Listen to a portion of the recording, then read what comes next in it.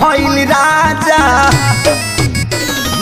दही के नदिया के तोहरा बिलार रखबार भइल राजा।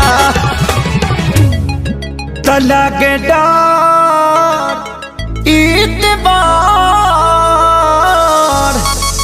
लगे डर देवर करी घातिए राजा। दिन रात रहे छतिए पर हाथिए राजा। लगे डर देवर करी घातिए राजा। दिन रात रहे छतिए पर हाथिए राजा।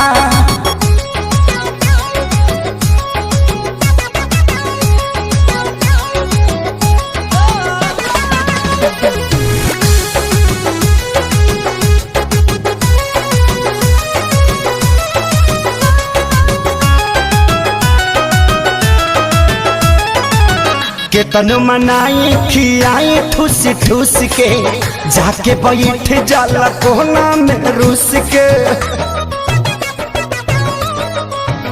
हो केतन मनाई खियाई ठूस ठूस के जाके बैठ जाला कोना में रूस के।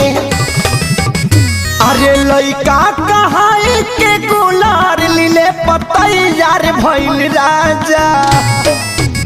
हाँ लइका कहाई के गुलार लीले पतैयार भइल राजा। तो लागे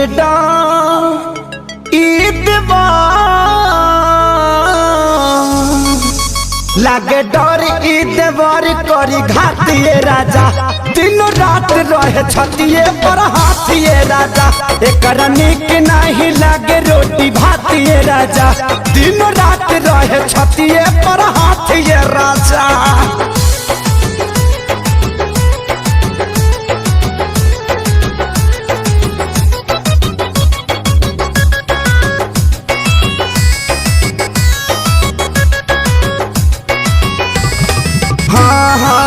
रोज के हे बहल चल के डरामा कितना बताइए खेसारी कराना। हो रोज के हे बहल चल के डरामा कितना बताइए खेसारी कराना। अरे आके अब तू ही संभारा ई पानी सर से पार भइल राजा।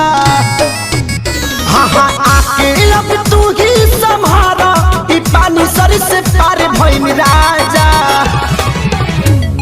तो लागे डर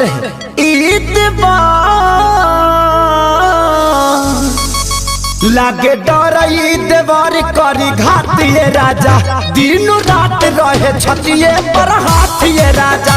गाल कटल बाहलवले बतातिए राजा।